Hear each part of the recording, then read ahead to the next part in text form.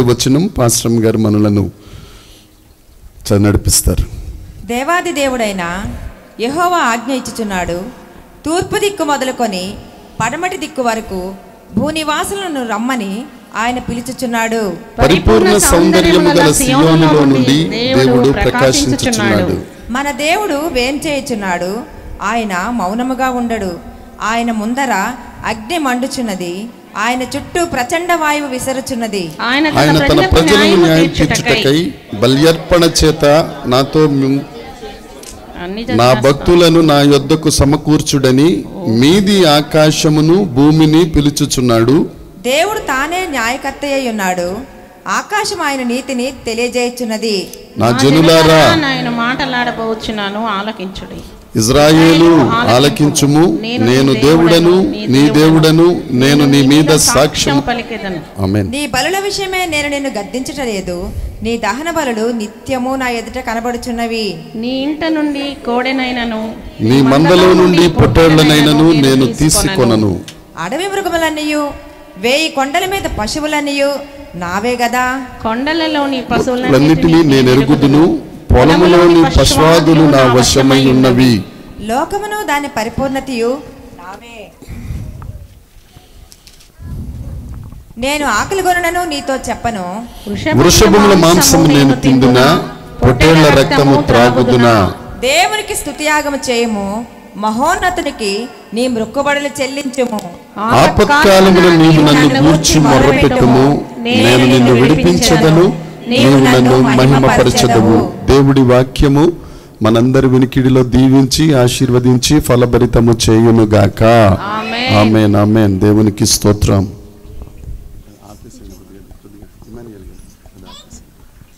కూర్చుందామమ్మా, అందరం కూర్చుందాం. స్తోత్రం. కీర్తనల గ్రంథం 50వ కీర్తన. ఇది ఎవరు రాసిన కీర్తన అండి? ఆసాపు గారు రాసిన కీర్తన. అయితే ఈ 50వ కీర్తన యేసుక్రీస్తు ప్రభువు రెండవ రాకడ తరువాత జరిగే ప్రవచనాలను లేకపోతే సంభవాలను గూర్చి ప్రవచిస్తూ ఆసాపు గారు వ్రాసిన కీర్తన ఈ కీర్తన. యేసుక్రీస్తు ప్రభువు రెండవ రాకడలో రాజుల రాజుగా ప్రభువుల ప్రభువుగా ఈ భూమి మీదకి వచ్చిన తరువాత ఎంతమంది అయితే ఆయన యందు విశ్వాసం ఉంచారో, ఎంతమంది అయితే ఆయనను నమ్ముకున్నారో, ఎంతమంది అయితే ఆయనను రక్షకుడిగా అంగీకరించారో, 7 ఏళ్ల శ్రమలో ఎంతమంది అయితే దేవుని పక్షాన ఉన్నారో, ఆనాడు అంత్యక్రీస్తు ఇచ్చిన 666 ముద్ర ఎంతమంది అయితే వేయించు కొనకుండా క్రీస్తు పక్షాన నిలబడ్డారో వారందరినీ కొనిపోవుట కొరకు యేసు ప్రభు వచ్చినప్పుడు జరిగే సంభవాల గురించి 50వ కీర్తన ఆసాపు గారు ప్రవచనాత్మకంగా రాశారు. 1వ వచనం ఒకసారి చదువుదాం. దేవాది దేవుడైన యెహోవా ఆజ్ఞ ఇస్తున్నారు, తూర్పు దిక్కు మొదలుకుని పడమటి దిక్కు వరకు భూనివాసులను రమ్మని ఆయన పిలుస్తున్నాడు. ఎక్కడికి రావాలి? ఎక్కడికి రావాలి? యెహోషాపాతు లోయ పాత నిబంధనలు. క్రొత్త నిబంధనలోనికి వచ్చేసరికి కిద్రోను లోయ. ఎక్కడుంది కిద్రోను లోయ? మనం శిలువ ధ్యానించినప్పుడు మనం నేర్చుకున్నాం.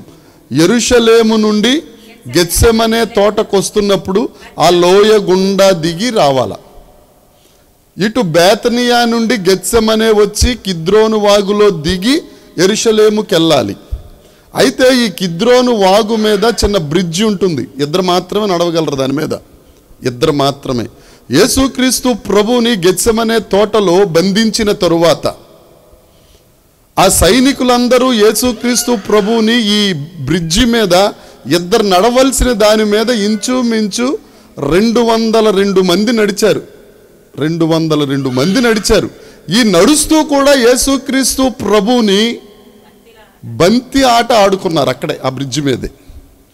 ఆయన పడిపోయి ఒక చేతితో పట్టుకుని ఆ బ్రిడ్జి మీద నుంచి పడిపోతుంటే మళ్ళీ లేపడం, నిలబెట్టడం, మళ్ళీ కొట్టడం, మళ్ళీ ఇదే పని. అసలు ఎలా ఉండుంటుందో ఒకసారి ఆలోచించండి. ఈ చిన్న ద్వారం నుంచి మనందరం ఒక్కసారే రష్ వెళ్ళిపోవాలనుకున్నాం అనుకో, కష్టం. ఆ పక్కన కమ్ములు గట్ర తగిలి ముక్కు మొహం ఏకమైపోతూ ఉంటుంది. అలాంటిది ఇద్దరు వెళ్ళాల్సిన బ్రిడ్జి మీద 202 మంది కొట్టుకుంటా ఆయన్ని తీసుకెళ్లారంటే అక్కడే సగం గెడ్డం పెరికేశారు, అక్కడే రకరకాల దెబ్బలు తగిలాయి, అక్కడే రక్తస్రావం అయిపోయింది యేసుక్రీస్తు ప్రభువుకి. అదే కిద్రోను వాగులోనికి మరలా దేవుడు చెప్తాడు. ఇక్కడ 1వ వచనం 50వ కీర్తన 1వ వచనం, దేవాది దేవుడైన యెహోవా బ్రతిమలాడట్లా. అమ్మా బ్రతిమలాడే సమయం ఎప్పుడంటే ఇప్పుడే. యేసుక్రీస్తు మొదటిసారి వచ్చినప్పుడు గొర్రె పిల్లగా వచ్చారు, బ్రతిమలాడమే.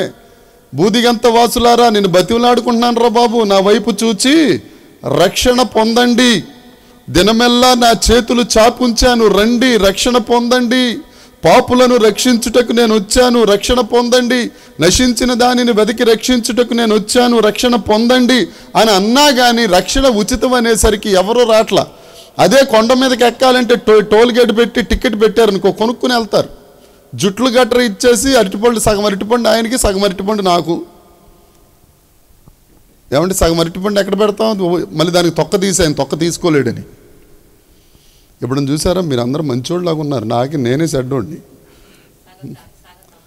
సగం తొక్క తీసి పాపం తినరా పాపం, మళ్ళీ దాని మీద ఊదొత్తులు, ఇక్కడ ఏమంటారు అగరొత్తులు అంటారా, గుచ్చుతారు. ధూపం ఎవరికే? తినే దాని మీద నుంచి. కానీ మన యేసయ్యకి అవకాశం అక్కర్లా, ఆయన స్వయంభవుడు. ఏం భవుడు? స్వయంభవుడు అంటే అర్థం ఏంటి? ఆయన పోషించుకుంటా మనల్ని పోషించేవాడు. హల్లెలూయా. మన దేవుడు మనకు పోషకుడైన దేవుడు, దేవునికి స్తోత్రం. ఆయన ఆజ్ఞాపిస్తున్నాడు అని ఎవరు రాశారు? ఆసాపు గారు రాశారు. 1వ దినవృత్తాంతాల గ్రంథం 14వ వచనం, 15వ అధ్యాయం 16, 17, 18 ఉంటే ఈ ఆసాపు గారు ఎవరో మనకు అర్థమవుతుంది. అంతట దావీదు పాఠకులను పిలిచి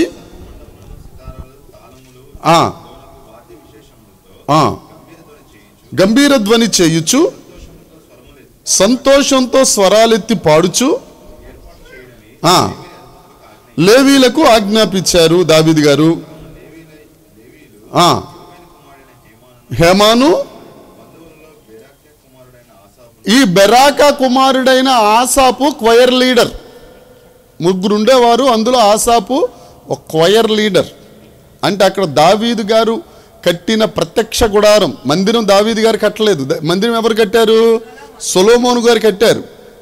దావీదు గారి ప్రత్యక్ష గుడారంలో ముగ్గురు క్వైర్ లీడర్స్, అందులో ఒక ఆయన ఆసాపు. ఆయన రాసిన కీర్తన ఈ 50వ కీర్తన. అయితే మొదటి వచనంలోనే దేవుని యొక్క ప్రాముఖ్యమైన 3 పేర్లు ఉంటాయి. మొదటిది దేవాది, రెండవది దేవుడైన, మూడవది యెహోవా. దేవాది ఏల్, దేవుడు ఎలోహీం, యెహోవా అడోనాయ్. ఈ 3 హీబ్రూ నేమ్స్ ఇవి. ఏల్ అంటే బలవంతుడైన దేవుడు,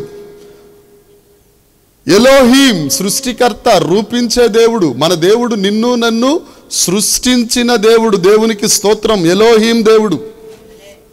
యెహోవా అడోనాయ్. ఇప్పటికీ ఇజ్రాయేలు దేశంలో యూదులు యెహోవా అని పిలవరు. ఏమంటారు వారు? అడోనాయ్. యెహోవాని పిలవరు. మనకే భయభక్తులు లేవు, ఎక్కడ పడితే అక్కడ యెహోవాని ఉచ్చరించేస్తాం. అసలు యెహోవా నామము వ్యర్థముగా ఉచ్చరించరాదు. పందుల ముందు ముత్యములను వేయరాదు. ఏమవుతుంది? పందుల ముందు ముత్యాలు వేస్తే జాగ్రత్తగా మురుగు తొక్కొచ్చి ముత్యాలను కూడా దొరికేస్తాయి. మనకు దొరికితే ఏం చేస్తాం? అచ్చచ్చా, ముందు జరిగే పని చెప్పండి కదా. వాళ్ళ సంగతి వాళ్ళకి తెలియదు, మనకు తెలుసు కదా. ఇప్పుడు వచ్చేటప్పుడు వేస్తే రేచలమ్మ గారు అంటున్నారు, నిన్న బొంజులమ్మ గారు ఏం మాట్లాడారు, ఆడపిల్లలు పుడితే తర్వాత ఉంటుంది భజన, యేసు రక్తమే జయము. అది ఇప్పుడు వద్దులేండి, దేవునికి స్తోత్రం. దేవాది అంటే ఏంటమ్మా పేరు? ఎల్. దేవుడు అంటే ఎలోహీం. చెప్పాలి అమ్మ, మనకు తెలియాలి ఇవి. ఏదో వచ్చాం వెళ్ళాం, యేసుక్రీస్తు దేవుడు అది ఇది. నిన్న ఆయన ఒక ఆర్టికల్ రాశాడు ఫేస్బుక్లో, యేసుక్రీస్తు దేవుడని అసలు చెప్పలేదు, కానీ యేసు రక్తము ద్వారా రక్షణ, పాత నిబంధనలో యెహోవాయే దేవుడు. ఇలాంటి ప్రశ్నలు మనల్ని అడిగామనుకో, మీ దగ్గర ఏమో సమాధానం ఉంటుందా? చెప్పండి అమ్మా. మరి రేపొద్దున్న ఎవరన్నా వచ్చి ఎవడో ఉన్నాడు అక్కడ అమలాపురంలో ఒక అతను, మీ అందరికీ బాగా తెలుసు, కాషాయ దృష్టి తీసుకుని ఎక్కడ పడితే అక్కడ యేసుప్రభుని రకరకాలుగా తిట్టేస్తుంటాడు. ఆయనే వచ్చాడు అనుకోండి, ఒకవేళ చర్చకు వచ్చిన తర్వాత ఏంది మీ యేసుక్రీస్తు పరిస్థితి అంటే మీరు ఏం చెప్తారు? చెప్పాలి. మన దేవుడి గురించి మనకు తెలియాలి కదా. అందుకనే చెప్తున్నాను, దేవాది ఏల్ అంటే బలవంతుడైన సర్వశక్తిమంతుడైన దేవుడు. దేవునికి స్తోత్రం. ఆదికాండం 17వ అధ్యాయంలో అబ్రహాంతో చెప్తాడు, అబ్రామా నేను సర్వశక్తి కలిగిన దేవుడను, నేను ఏల్. ఆ మాటే బలం వచ్చేస్తుంది. అసలు హీబ్రూ వర్డ్ ఏల్, ఆ మాటే బలం వస్తుంది. ఆ మాటలోనే సృష్టి అంతా సృష్టించబడింది.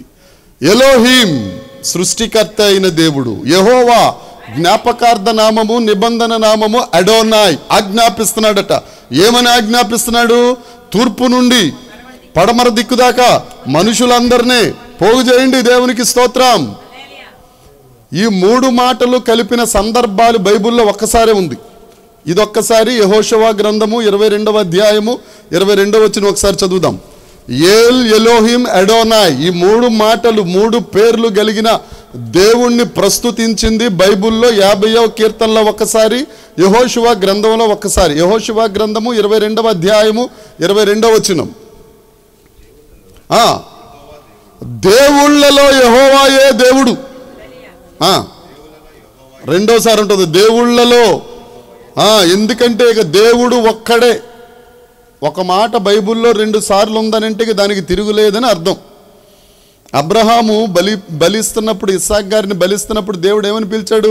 అబ్రామా. అంటే దేవుడు ఎంత కేర్ తీసుకున్నాడు అబ్రాహం పట్ల ఒకసారి ఆలోచించండి. దేవుళ్ళలో యెహోవాయే. మనకిది బాగా తెలియాల. మనకు ఒక రకంగా చెప్పాలి, తెలుగులో మాట్లాడాలంటే మన దేవుడిని బట్టి మనకు గర్వం వచ్చేయాలండి. ఎవరన్నా ఒక శ్రమ వస్తుంది అనుకో, మనం ఏమనాలి? మా దేవుడు ఉన్నాడు.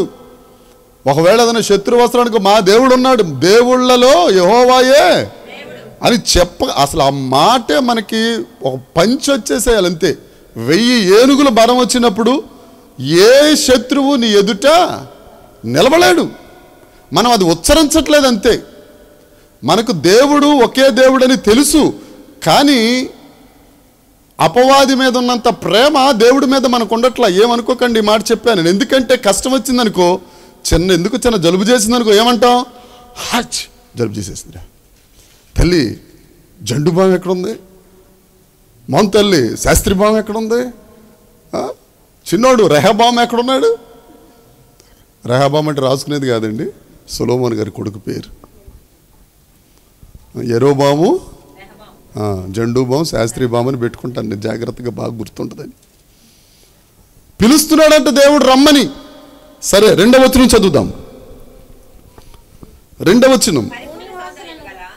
పరిపూర్ణ సౌందర్యము గల. బైబుల్లో 66 అధ్యాయాలలో 1182 అధ్యాయాలలో 66 గ్రంథాల్లో పరిపూర్ణ సౌందర్యము ఇక్కడ మాత్రమే కనపడదు మనకి. పరిపూర్ణ సౌందర్యం కలిగిన దేవుడు మన దేవుడు. ఆయన ఎక్కడుంటాడు? 26వ కీర్తన 8వ వచనం ప్రకారం తేజో మహిమ నిలుచు స్థలం అంటే దేవుని మందిరములో, ఆ పరిపూర్ణ సౌందర్యం కలిగిన సియోనులో దేవుడు నివాసం ఉంటాడు. అదే దేవుడు మనం ఆయనను ఆరాధించుచుండగా మన మధ్యకు దిగివచ్చి, ఆమెన్, మన మధ్యకు దిగివచ్చి, ఆమెన్, యేసు రక్తం జయం ప్రతి ఒక్కరిని చెయ్యుంచి మరి ఆశీర్వదించునుగాక. బ్లడ్ 4 పాయింట్స్ ఉన్నాయి, యేసునామంలో 14 పాయింట్లు అయిపోనుగాక. ఆమెన్ అనండి గట్టిగా, ఆమెన్. దేవుడు దిగొస్తాడు. మనందరం కలిసి ఎక్కడ 2-3 నా నామమున ఏకీభవించి దేన్ని బంధిస్తే అది బంధింపబడుతుంది, దేన్ని విడిపిస్తే అది విడిపించబడుతుంది. ప్రసన్న యేసు నామమున ఆరోగ్యం పొందుకొనును గాక అని మనం దేవుణ్ణి స్తుతించుచుండగా యేసు రక్తం జయం. ఆవిడ బ్లడ్ పాయింట్సో యూనిట్సో ఏదో ఒకటి 14కి వెళ్ళిపోవును గాక. ఆయన పరిపూర్ణ సౌందర్యము కలిగిన దేవుడు. దావీదు మోరియా పర్వతము మీద ప్రత్యక్ష గుడారాన్ని కట్టారు. ఇంకొక సందర్భం ఏం జరిగింది? మోరియా పర్వతము మీద అబ్రహాము గారు ఇస్సాకును బలిచ్చిన దగ్గరే ప్రత్యక్ష గుడారం కట్టబడింది. ప్రత్యక్ష ప్రత్యక్ష గుడారం కట్టబడిన దగ్గరే దేవాలయం కట్టబడింది. అక్కడికే మళ్ళీ ఆయన దిగొస్తా అంటాడు. ఆయన పరిపూర్ణ సౌందర్యము. మనకి సౌందర్యం కావాలి అని అంటే ఏమి చెయ్యవలెను? మీకు అందరికీ ఆడవాళ్ళకి బాగా తెలుసు, బ్యూటీ పార్లర్ను ఆశ్రయించవలెను కదా. మా జీవాకు బాగా అర్థమైంది. ఏమండి?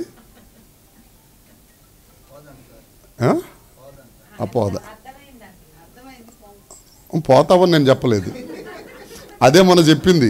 బుధవారం ప్రత్యక్ష గుడారం గురించి చెబుతూ ఒకడు కేసు వేసాడంట. ఏమని? మాకు పాలు పోసేవాడు పాలల్లో నీళ్లు కలుపుతున్నాడని. ఆ లాయర్ ఏమని వాదిచ్చాడు? మా ఓడు నీళ్లు పోస్తున్నాడు కానీ నీళ్లు కలపట్లేదు. నీకు తెలుసు వెళ్తున్నామని నేను చెప్పాను, నువ్వు చెప్తున్నావు నేను వెళ్ళనని. ఎందుకంటే ఆడవారి మాటలకు తర్వాత మీరు ముగించుకోండి. పరిపూర్ణ సౌందర్యము గల దేవుడు ప్రకాశించుచున్నాడు. మన దేవుడు ఆయన తర్వాత ఆయన ముందరా చప్పట్లు కొట్టి దేవుడిని స్తుతించమ్మ. దేవునికి స్తోత్రం. నువ్వు కష్టాలు పడతా ఉంటే, నువ్వు ఇబ్బంది పడతా ఉంటే, నువ్వు అప్పుల్లోకి వెళ్ళిపోతా ఉంటే, నువ్వు బాధపడతా ఉంటే, నువ్వు రకరకాల కష్టాలు పడతా ఉంటే దేవుడు పడమ్మా, పడు తల్లి పడు అని అంటాడా దేవుడు? ఇప్పుడు ఈ బుట్టదానికి జ్వరం వచ్చింది, ఒళ్ళు కాలిపోతుంది, మూలుగుతుంది, పడమ్మా, ఏసీ వేయండి అమ్మా. ఆవిడకి ఎలా కొందా నాకు కొద్దిగా వెచ్చగా ఉక్క పెడుతుంది, ఏసీ వేయండి అమ్మ అంటానా? అను. ఏ డ్రెస్ వేసుకున్నాం ఏమి చూడడం, తీసుకురావడం, ఎక్కించడం, తీసుకెళ్ళి హాస్పిటల్ దగ్గరికి డాక్టర్ గారు లేదా మీ అందరికి ఫోన్ చేసి గ్రూప్లో పెట్టేసి అమ్మ ట్విన్ అమ్మకి బాగాలేదు అందరూ ప్రార్థన చేయండి అంటామనమా? అరే మనమే మౌనంగా ఉండం. జగత్పునాది వేయబడక మునిపే నిన్ను చూచిన దేవుడు, దేవునికి స్తోత్రం. నువ్వు ఏమాత్రం జగత్తు పునాది వేయబడక మునిపే, వెలుగు కమ్మని పలుకక మునిపే, పై జలములు పైన కింద జలాలు కింద ఉండాలని చెప్పక మునిపే నిన్ను నిన్ను నిన్ను నన్ను దేవుడు చూచాడు. దేవునికి స్తోత్రం. ఎంత ప్రేమ ఆయనకి. దేవునికి మహిమ కలుగును గాక. ఆయన మౌనముగా, నీ భర్త మౌనంగా ఉండొచ్చు, నీ భార్య మౌనంగా ఉండొచ్చు, నీ పిల్లలు మౌనంగా ఉండొచ్చు, లేకపోతే ఇంకొకరు మౌనంగా ఉండొచ్చు. ఆయన మాత్రము గర్జించు సింహము వలె. దేవునికి స్తోత్రం. నీ పక్షాన నువ్వు మౌనంగా ఉంటావు. యుద్ధం ఎవరిది? ఆయన చేస్తాడు. దేవునికి స్తోత్రం. యుద్ధ భూమిలో నువ్వు చేతగానోడిగా కనపడతావు, కానీ యుద్ధం మాత్రం అయిపోతూ ఉంటుంది, విజయం మాత్రం వచ్చేస్తుంటుంది. అవతల శత్రువుకి బుర్ర పని చేయదు. ఇదేంటి రీడు ఒక్కడే ఉన్నాడు, అలా నీ ఒంటరిగా నిలబడ్డాడు, నా గోల్డ్ మెడల్ ఎవడిస్తారు అని అనుకుంటావు నువ్వు, కానీ ఎవరు చేస్తారు? యేసు రక్తం జయం. ఆయన మౌనంగా ఉండడు. ఆయన అంటే ఎలా ఉంటాడట? ఆయన దహించు అగ్ని అయిన దేవుడు. దహించు అగ్ని అయిన దేవుడు. నిన్ను కాలుస్తాడు, అవతల వాళ్ళని కాలుస్తాడు. అదేంటి పాస్టర్ గారు మనల్ని కాల్చడం ఏంటి? నీలో ఆయనకి ఇష్టం లేని ఏమన్నా ఉంటే నిన్ను కాల్చి పరిశుద్ధపరుస్తాడు. అవతల వాళ్ళని నీ దగ్గరికి రాకుండా కాలుస్తాడు. దేవునికి స్తోత్రం. ఒకే టైంలో నువ్వు కాలుతా ఉంటావు, వాళ్ళు కాలుతా ఉంటారు. నువ్వేమో పరిశుద్ధంగా మారుతా ఉంటావు, వాళ్ళు బూడిదైపోతుంటారు. ఏది బెటర్ అంటారు? మీరు చెప్పరు గట్టిగా. పరిశుద్ధంగా మారటం. యేసు నామమున దేవుడు ఇక్కడున్న మనలందరినీ పరిశుద్ధతలోనికి నడిపించునుగాక. యేసు నామమున దేవుడు మనలందరినీ ఆయన గొప్ప దీన మనసులోనికి నడిపించునుగాక, యథార్థతలోనికి నడిపించునుగాక. దేవునికి కావాల్సిన అయ్యే కదండి. చదువుదాం 3వ వచనం. ఆయన చుట్టూ ప్రచండ వాయువు విసురుచున్నది. ఆయన చుట్టూ ప్రచండ వాయువు విసురుచున్నది. ఆయన తన ప్రజలకు న్యాయము తీర్చుటకై. ఇది జాగ్రత్తగా అండర్లైన్ చేసుకోండి అమ్మా. ఆయన తన ప్రజలకు అన్యాయము చేయుటకై. ఆహా, ఇక్కడే ఉన్నారన్నమాట. అయితే ఆయన తన ప్రజలకు న్యాయము చేసే దేవుడు. అన్యాయం చేసే దేవుడా? కట్టుకున్న భర్త ఏం చేస్తాడు? నీకట్ట తెలుసు. యేసు రక్తం చేయం కదా, అయినా తెలుసు అంట. నీకు సపోర్ట్ ఉందమ్మా. కానీ మన దేవుడు మాత్రం మనం అన్యాయం చేస్తున్నా అమ్మమ్మ ఇది గుర్తుపెట్టుకోవాలా, మన అపరాధముల చేత, మన పాపముల చేత, మన దోషముల చేత మనము చచ్చిన వారమై ఉండగా దేవుడేం పెట్టాడట? దేవుడే చెప్పరా? ఎఫెసీ పత్రిక 2వ అధ్యాయం 1వ వచనం, మన కొరకు ప్రాణం పెట్టేశాడు. అప్పటికి నువ్వు చచ్చిపోయావు. అర్థమవుతుందో? మనం చచ్చిపోయాం. ఆయన ప్రాణం ఏమిచ్చింది? ఆయన రక్తం ఏమిచ్చింది? జీవం ఇచ్చింది. దేవునికి స్తోత్రం. నువ్వు ఎక్కడెక్కడ చచ్చిపోయావు, ఏ ఏ పరిస్థితుల్లో, కుటుంబ వ్యవస్థలో చచ్చిపోయావేమో, ఆరోగ్య పరిస్థితుల్లో చచ్చిపోయావేమో, లేకపోతే రావాల్సిన డబ్బుల విషయంలో చచ్చిపోయావేమో, కట్టవలసిన డబ్బుల విషయంలో చచ్చిపోయావేమో.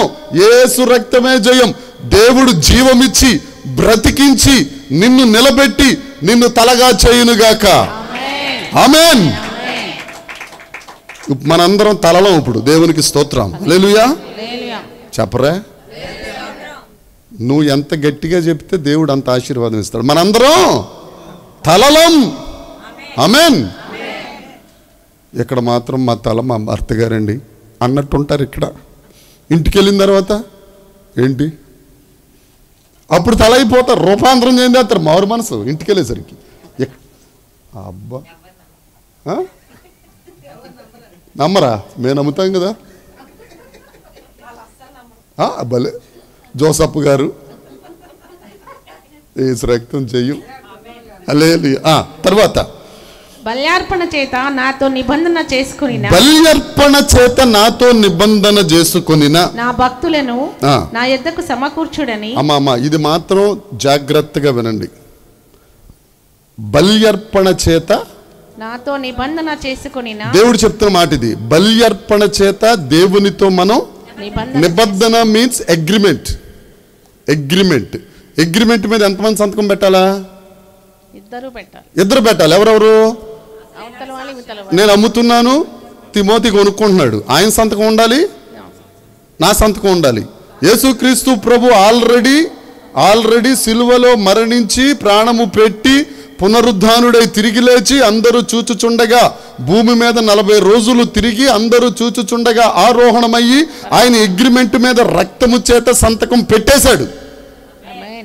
మనం పెట్టాలి కదా. అక్కడ చెప్పిన మాట అదే. బల్యార్పణ చేత ఏం చేయాలట? నిబంధన చెయ్యాలి. మనం నిబంధన చేయలేదు ఇంకా. ఏమా చేశారా? ఎవరికైనా అర్థమైందా? నిబంధన చేశాను అని అంటే ఒకసారి చెప్పండి. ఎట్లా చేశారు మీరు నిబంధన? కాదండి, అసలు నిబంధన బల్యార్పణ అంటే ఏంటో తెలిస్తే అప్పుడు మీరు చెయ్యత్తరు. దించేశారా? ఇంకా రేసలమ్మ గారు ఇంకా ఇక్కడ పెట్టుకున్నారు అంటే సగం ఏదో టీట్గా ఉన్నారు. రోమాపత్రిక 12వ అధ్యాయము 1వ వచనం 2వ వచనం అది చదవండి. రోమాపత్రిక 2వ అధ్యాయము 12వ అధ్యాయము 1వ వచనం మొదటి నుంచి అండి. కాబట్టి సహోదరులారా, ఇప్పుడు మీకు అర్థం అవ్వాలి ఒకటి, మగవాళ్ళకి చెయ్యెత్తింది ఎవరు? సహోదరీలు. వీళ్ళు ఏమంటారంటే సహోదరులరా అని రాసుంది కదా, మాకు సంబంధం లేదని అంటారు వీరు. అంతేనా మీ వాదన? అనరా? చాలా మంచోళ్ళు మీరు. కాబట్టి సహోదరులారా, పరిశుద్ధమును దేవునికి అనుకూలమైన సజీవ యాగముగా మీ శరీరములను ఆయనకు సమర్పించుకొనుడి. దిస్ ఈజ్ ద బలియర్పణ. గ్రంథాలు రాసుకొనిచున్న వారులారా తలలు పైకెత్తుడి, గుమ్మములారా మీ తలలు పైకెత్తుడి. సజీవ యాగముగా మన శరీరములు. సజీవ యాగము. యాగము అంటే యజ్ఞము, యజ్ఞము అంటే బలి. అక్కడ రాసి ఉంది యాగము. యజ్ఞమైపోవాలి, బలైపోవాలి. ఎలా బలైపోతాం? అనుదినము లేకపోతే ప్రతి శుక్రవారము ప్రతి ఆదివారము దేవుడు ఈ మట్టి బొమ్మను ఇక్కడ నిలబెట్టుకుని వాక్యాన్ని వెలువడి చేయుచుండగా, వాక్శక్తినిచ్చి దేవుడు మాట్లాడుచుండగా, ఆ వాక్యము మనలను ఖండించుచుండగా, వాక్యమనే ఖడ్గము ఎక్కడికక్కడ మనలను తెగ నరుకుతుండగా, దిద్దుబాటు నాకు అసహ్యము కదా అనే వాక్యమును తీసి దిద్దుబాటు కలిగిన వారమై అనుక్షణము మనలను మనము సరిచేసుకొనుచు పశ్చాత్తాపపడుతూ దేవుని దగ్గర ఉండి పరిశుద్ధాత్మ అగ్ని చేత కాల్చబడి ఆయనకు యాగమైపోవాలి. అర్థమైందా? వాక్యం చేత నరకబడాల, ఆత్మ చేత కాల్చబడాల. అప్పుడు మనం ఇంతవరకు మాట్లాడిన మాటలు మారిపోతాయి. అంతవరకు కన్ను అటు ఇటు చూస్తున్నది సామెతల గ్రంథ ప్రకారం అది మారిపోతుంది. నీ చేతులు రకరకాల పనులు చేస్తే మారిపోతుంది. నీ కాళ్ళు ఎక్కడ పడితే అక్కడికి వెళ్ళిపోతుంటే మారిపోతుంది. విజయవాడలో ఒక పాస్టర్ గారు ఉన్నారు, ఆయన అన్నాడు, నేను సినిమా చూసి 10 సంవత్సరాలు అయిందండి. ఎన్ని సంవత్సరాలు? మీరందరూ అనుకుంటారు సినిమా చూడటం పెద్ద, మేము మానేసాం. కాదు, ఆయన రోజుకి 4 సినిమాలే చూసేవాడు.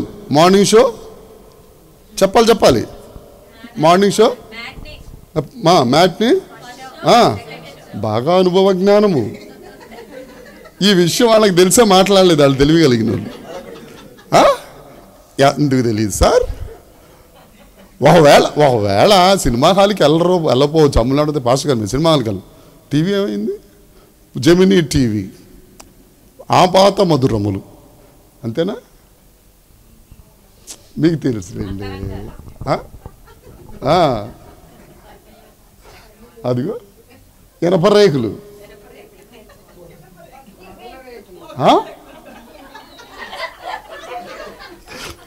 ఉంటారు. దేవునికి స్తోత్రం. ఇవన్నీ మారిపోవాలి. ఆయన యేసుక్రీస్తు చేత రక్షించబడిన అసలు ఆయనకి ఏం పేరో తెలుసా? ఈడు సినిమా మానేత్తి యుగాంతం అయిపోద్దని పేరు పెట్టారు ఆ ఊర్లో వాళ్ళకి, ఆ పాస్టర్ గారికి. అలాంటి ఆయన సినిమా మానేసి సినిమా అనే ధ్యాస లేకుండా సేవ చేస్తున్నాడు. చెరుకు ఎంతమందికి తెలుసు? చెరుకు నరుకుతారు. నరికిన తర్వాత ఏం చేస్తారు? అమ్మా తల్లే, ఎవరమ్మా గానిగంది? అమ్మ దండమమ్మ, కాల్చేస్తారమ్మ. మొత్తం కాలుస్తారా లేదా? తోట కాల్చేస్తారు కదా, కాల్చేస్తారు. అలాగే మన లోకం అనేది కూడా నరకబడాలి. శరీరాశ నరకబడాలి, నేత్రాశ నరకబడాలి, జీవబడమ్మో నరకబడాలి, జాయ్ అలుక్కాస్ నరకబడాలి. ఎందుకంటే నువ్వు ఇక్కడ ఒకటే గుర్తుపెట్టుకోండి, బంగారం మీద ఆశ పెట్టుకున్నారనుకో, నువ్వు రేపు పొద్దున పరలోకం వెళ్ళిన తర్వాత నువ్వు నడిచేది ఏది? నువ్వు ఇక్కడ ఆశ పెట్టుకుంటే అది పోద్ది. అది కావాలనుకుంటే దీని మీద ఆశ పోద్ది. దీని మీ ఇష్టం మీది. అర్థమైందమ్మా? దేవుడు అంటాడు, బంగారు నాది, అంతా ఆయనదే. ఆయనే మన దగ్గర ఉంటే బంగారం లాంటి దేవుడు. మీరేం చెప్తారంటే మా ఆయన అంటారు. మీ ఆయన రోల్డ్ గోల్డ్ చెమట పడితే సిరాకు వచ్చేద్ది మీ ఆయనకి. అది కూడా బంగారం కూడా చెమట పడితే రంగు మారిపోద్ది. కానీ మన దేవుడు అమ్మా అంటారు, అది రోల్డ్ గోల్డ్, గిల్ట్ బంగారం. కానీ ఆ బంగారం నీ కష్టకాలం ముందు మొర్ర పెట్టగా నువ్వు ఉత్తరం ఇచ్చేస్తాను అంటాడు. నువ్వు ఎప్పుడు మొర్ర పెట్టేస్తావు? నేను ఉత్తరం ఇచ్చేస్తాను కదా అంటాడు దేవుడు. దేవుని వీళ్ళు కష్టం వచ్చినప్పుడు రారా బాబు నేను రానంట. అంతేనమ్మా? నువ్వు బలి అర్పణ చెయ్యాలి. నాకు షుగర్ వచ్చి ఇంచుమించు 18 సంవత్సరాలు. నన్ను చూసినోడు ఎవడైనా పోనీ షుగర్ ఉంది అని అనుకోడు. ఎవడో షుగర్ ఉంది అనుకోడు. ఇంకొకటి, షుగర్ ఉన్న వాళ్ళు ఎప్పటికప్పుడు టాయిలెట్స్కి వెళ్ళాలి. మనకు అదేం లేదు, కూర్చున్నాం అనుకో, రేపు మంగళవారం 14, 15 అమ్మా 24 గంటల ప్రార్థన, 16, 17, 24 గంటల ప్రార్థన. మీ అందరికీ ఆహ్వానం. 24 గంటల ప్రార్థన మఠం వేసి కూర్చున్నాం అనుకో, మళ్ళీ లెగిసే ప్రసక్తి ఉండదు. టాయిలెట్స్ లేదు, ఏలెట్స్ లేదు, నిద్ర కూడా రాదు. ఏసు రక్తం చేయం. ఆమేన్. షుగర్ ఎటుపోయిందో తెలీదు. టాబ్లెట్లు కూడా నేను జాగ్రత్తగా వాడను. వాళ్ళు మాత్రం నన్ను చూసిన డాక్టర్లు ఎట్ట బతుకుతున్నావురా అంటారు. వీళ్ళకి బాగా అనుభవం. దేవుడు మాత్రం బ్రతికిస్తున్నాడా లేదా? బ్రతికిస్తాడు ఆయన.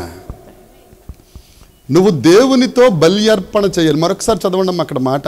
ఆయన తన ప్రజలకు న్యాయము తీర్చుటకై బల్యార్పణ చేత నాతో నిబంధన చేసుకొనిన వారిని, నా భక్తులను నా యొద్దకు సమకూర్చుడని. నువ్వు బల్యార్పణ చేస్తే దేవుడికి భక్తుడు అవుతావు, భక్తురాలు అవుతావు. అర్థమైతే చప్పట్లు కొడదాం దేవునికి స్తోత్రం.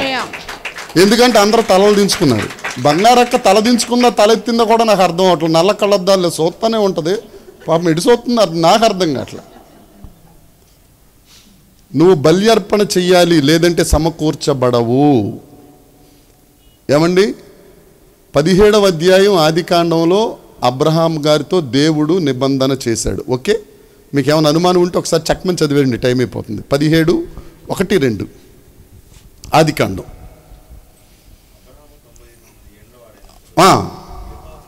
ప్రత్యక్షమై నేను ఎలోహీముని, నా సన్నిధిలో నడుస్తూ నిందారహితంగా ఉండు, నాకు నీకు మధ్యన అమ్మమ్మ ఏమన్నాడు? నిబంధన. ఏ అధ్యాయంలో? 17వ అధ్యాయం. తర్వాత 18 అయిపోయింది, 19 అయిపోయింది, 20 అయిపోయింది, 21 అయిపోయింది, 22 వచ్చేసరికి ఏమన్నాడు? నీవు ప్రేమించుచున్న నీ కుమారుణ్ణి తీసుకొచ్చి బలర్పించేమన్నాడు. అన్నాడా లేదా? అంటే అబ్రాహం గారు ఏమన్నాడు? ప్రభువా, నీకు బలర్పించాలా? ఈ కొడుకుని తీసుకొచ్చేస్తాను, నేను అర్పించేస్తాను. ఒకవేళ నీకు నాకు అడ్డుగా ఈ ఇస్సాక్ గాడే అయితే, అంటే మన భాషలో చెప్తున్నా, నేను ఇచ్చేస్తాను ప్రభువా అని తీసుకెళ్ళాడా లేదా? దేవుడు ఏమన్నాడు? అరే నీకు ఇస్సాక్ అన్న ప్రేమ లేదా? నేనంటేనే ప్రేమ. వద్దు తీసుకొచ్చి కత్తి ఎత్తేసాడు ఆల్రెడీ. బలి అర్పణ అంటే అది. రేచలమ్మ గారు, మస్తాన్ బీ గారు, బలి అర్పణ అంటే నీకు ప్రేమించేది, నువ్వు ఎక్కువగా ప్రేమించేది నువ్వు విడిచిపెట్టేయాలి. ఎగ్జాంపుల్, మటన్ బిర్యానీ నీకు ఇష్టం అనుకో, నేను విడిచిపెట్టేస్తున్నాను ప్రభువా. పిచ్చికే చెప్తున్నాను, పిచ్చి మాట ఇది. దేవుడు మీరు అర్థం చేసుకోండి, ఇంకా దాన్ని బట్టి మీరు బిల్డప్ చేసుకోండి. రోజుకొకటి, దేవా నీ కోసం, ఐ లవ్ యూ జీసస్, నీ కోసం నేను విడిచిపెట్టేస్తాను ప్రభువా అనే అనుభవం ఎప్పుడన్నా ఉందా అమ్మా? బలి అర్పణ అది. అప్పుడు అంటాడు దేవుడు, నువ్వు నా భక్తుడు రా. సామెతల గ్రంథం 2వ అధ్యాయం ఉంటుంది, నా భక్తులను ఆయన కాచును కాస్తాడు, నిన్ను సమకూరుస్తాడు. 3 నిబంధనలు చెప్పి నేను ముగించేస్తానండి. మన దేవుడితో నిబంధన చెయ్యాలి. అదేంటి అని అంటే, ఇప్పుడు చదువుకున్నాం కదా 17వ అధ్యాయం 1వ వచనం, ఆయన ఎదుట మనం నిందారహితంగా నడవాలి. దేవునితో నిబంధన, శరీరంతో నిబంధన. 33 యోబు గ్రంథం 1వ అధ్యాయం. 33 యోబు గ్రంథం 33:1 వచనం, నా కన్నులతో నేను నిబంధన చేసుకుంటుని, కన్యకను నేను ఎలాగూ 33:1 కూడా చూడండి, దాని సెన్స్ అయితే అది. నేను నా కన్నులతో నిబంధన చేసుకున్నాను, కన్యకను నేను ఎలా చూస్తానంటే కన్నులు కూడా తప్పు చేయకుండా నిబంధన, దేవుడి దగ్గర నిబంధన. ఎందుకంటే కళ్ళు జాగ్రత్తగా లేకపోతే శరీరం అంతా చీకటి అయిపోద్ది. జీవ కన్నులు వాళ్ళ ఆయన గారి మీద ఎలా చూస్తుంది, ఏం చేస్తున్నాడు? నేను అందరినీ చూస్తానమ్మా, దయచేసి ఏమనుకోకండి. మొదటిది దేవునితో నిబంధన నిందారహితంగా. తర్వాత శరీరంతో నిబంధన, ఏమని? నేను తప్పు చేయను, నా నోరు జాగ్రత్తగా పెట్టుకుంటాను, నా కళ్ళు అధిక తిండిబోతులుగా కూడా. తిండిబోతులుగా ఉంటే ఏం చేయాలంట? కత్తి పెట్టుకోవాలా. గొంతుకు కత్తి పెట్టుకుంటే ఇంక ముద్ద ఎక్కడ ఉంది?